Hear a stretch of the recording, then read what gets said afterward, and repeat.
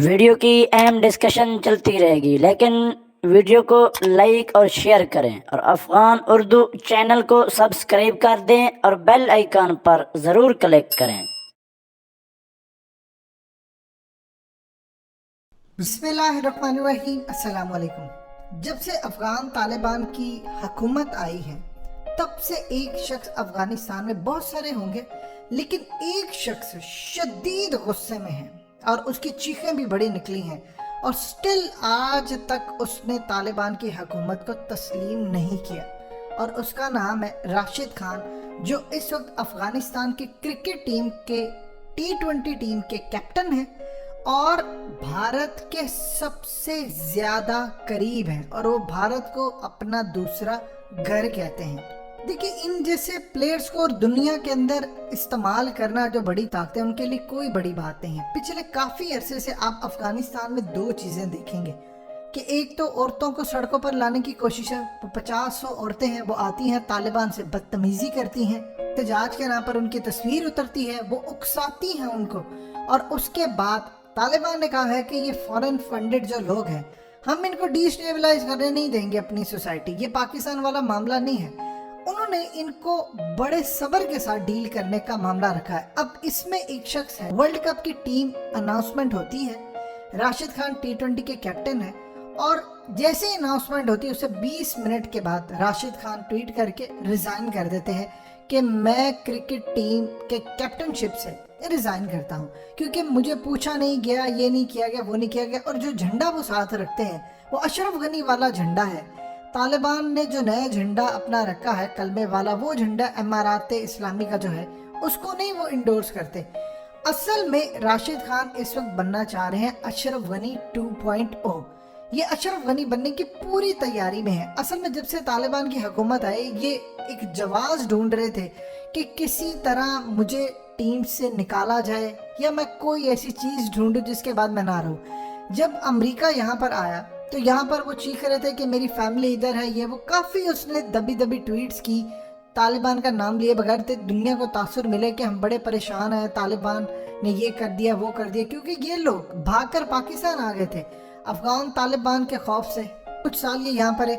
अभी तक ये शख्स अपनी एज 23 साल बताता है और ये शाहिद अफरीदी के जो भाई और रिश्तेदार हैं उनके साथ क्रिकेट खेलता रहा। और इसने जो एक्शन कॉपी किया है वो शाहिद अफरीदी का कॉपी किया, लेकिन ये थोड़ा सा डिफरेंट एक्शन हो जाता है। तो ये उनके साथ क्रिकेट खेलता रहा।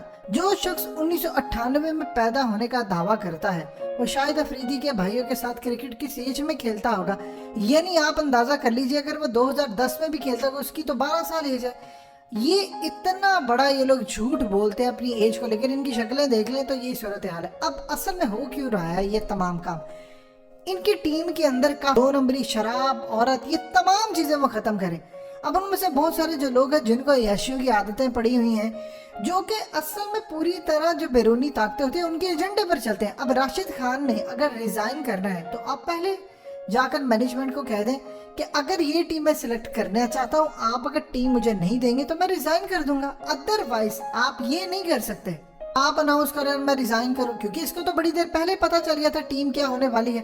उस वक्त उसने वहां पर जाकर रिजाइन की बात नहीं की, लेकिन दुनिया के सामने ये तासुर देने की कोशिश की है कि असल में तालिबान की हुकूमत आने के बाद हमारा निज़ाम धर्म भरम हो गया है, क्रिकेट हमारा निज़ाम धर्म भरम हो गया है और मैं इसीलिए रिजाइन करना चाहता हूँ। और रिजाइन करने के बाद अब ये पूरी कोशिश करेंगे कि ऐसे ऐसा टीम से भी फारिग हों, फिर उसके बाद ये कोशिश करेंगे कि किसी तरह ये बाहर चले जाएं, किसी कंट्री की नेशनैलिटी ले लें।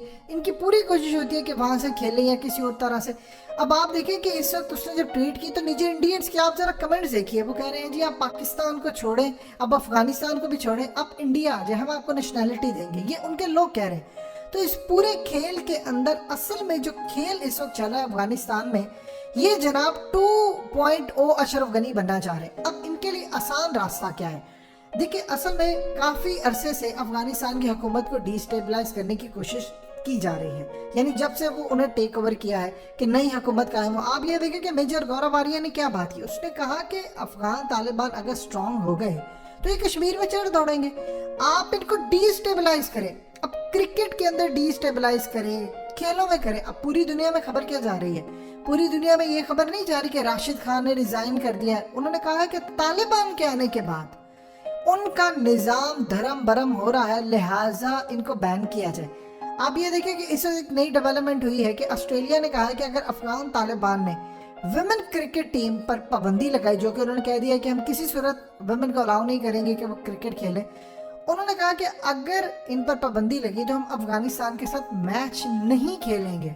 इसी तरह छोटे छोटे इवेंट्स करना ये सीएए का बड़ा पुराना हरबा होता है। अब पूरी दुनिया के अंदर अब कैंपेन चल रही है कि जी राशिद खान ने रिजाइन किया है, वर्ल्ड कप सर पर है। अगर आप पिछले काफी अरसे से जाकर देखें तो बहुत सारे जो कप्तान होते हैं उनकी सम टाइम राय नहीं ली जाती, इंपॉर्टेंट होती है, लेकिन चीफ सिलेक्टर का काम होता है डिफरेंट। इन लोगों ने जो वतीरा अपनाया हुआ है ये पूरी तरह एक तैयारी कर रहा था जी। जब मिसाल के तौर पर तालिबान आए तो उसने आकर कहा कि मुझे परेशानी है, मेरे घर वाले ऐसे फलाना। आप देखें कि तालिबान ने आकर किसी को कुछ कहा, स्टिल अभी तक कुछ कहा, लेकिन ये लोग अभी भी इंटरनेशनल मीडिया पर जाकर कहते हैं अफगानिस्तान के हालात ख़राब है, हमें मसाइल है, क्योंकि असल में ये लोग पसंद ही नहीं करते। ये लोग ख़ास तौर पर जो पाकिस्तान आते हैं अफगानिस्तान से मुहाजिर बनकर, वो तो उनमें से बहुत सारी ऐसी तादाद है। अब यल्ला हाकिम देख लें, वो रिप्रेजेंटेटिव इस वक्त बन चुकी है, एक बड़े मीडिया आउटलेट की एंकर बन चुकी है। वो पाकिस्तान रही है 3 साल, लेकिन यहाँ से निकलकर जब वो बाहर गई है और वहां पर बैठकर वो दिन रात पाकिस्तान के खिलाफ प्रोग्राम करती है। ये लोग, इनको क्यों कहा जाता है कि ये नमक हराम है? ये कभी भी आपके सगे नहीं हो सकते। आप ये देखिए कि जितने उज़्बेक है, ताजिक है, आपको इनमें बहुत सारे ऐसे लोग नजर आते हैं जो जब भी वक्त पड़ेगा तो पाकिस्तान के साथ मामला खराब करेंगे। अब मिसाल के तौर पर आप ये देखें कि पीटीएम की आप सूरत हाल देख लें। अब पीटीएम के जलसों के अंदर जो लोग आते हैं, मंजूर पश्तीन, मोहसिन दावड़, ये वो, इनमें कौन सी तादाद है? इनमें अक्सरियत वो है जो अफगानिस्तान से आई है, जिनको हमने यहाँ पर पनाह दी थी, लेकिन वो हमारे खिलाफ खड़े होते हैं। उनकी अक्सरियत तालिबान से नफरत करती है। ये लोग तालिबान को पसंद नहीं करते और इनको जब भी मौका मिलेगा बुग़्ज़ निकालने का, अपनी नफरत निकालने का, ये निकालेंगे। अब राशिद खान इस वक्त जो काम कर रहा है, ये पीछे बैठी हुई इनकी डोरियां हिलाई जा रहे हैं कि ताकि हम एक जवाब क्रिएट करें। पूरा एक एनवायरनमेंट क्रिएट किया जा रहा है कि सिस्टमैटिकली कोशिश की जा रही है कि अफगानिस्तान को बर्बाद करें, उनके इंस्टीट्यूशन को। उनकी टीम बहुत बेहतर है, लेकिन कोशिश ये की जा रही है कि कंट्रोवर्सी पैदा करे, बाद में परफॉर्मेंस ना हो तो कहें देखिए ना तालिबान के आने के बाद ये हुआ, देखिए ना वो हुआ, वो हुआ, ये काम हुआ, ये ऐसे हुआ। यानी हर तरह से जो एक पूरी प्लानिंग के साथ इन लोगों ने जो बर्बादी का सीन बनाया है वो अब आपके सामने होता हुआ नजर आ रहा है। तालिबान को चाहिए फौरी तौर पर अफगानिस्तान के क्रिकेट बोर्ड को कहें इसका रेजिग्नेशन एक्सेप्ट करें, कप्तान बनाए किसी और को, इसको अगर टीम के साथ एज अ प्लेयर जाए। आपको नजर आएगा अगर ये टीम के साथ जाते हुए भी और ऐसा कोशिश करे कि मैं खेलना नहीं चाहता, मैं कोई लीग खेल रहा हूँ, ये रास्ता ढूंढ रहा है कि मैं कहीं और सेटल हो जाऊं और उसके बाद लीग्स में जो कि पैसा बहुत ज्यादा होता है आम क्रिकेट की निस्बत, और ये लोग समझते हैं कि तालिबान ने कहाँ पे पैसा देना, अफगान क्रिकेट बोर्ड कहाँ पर दे सकती है। तो लिहाजा हम अपनी राह अपनाएं।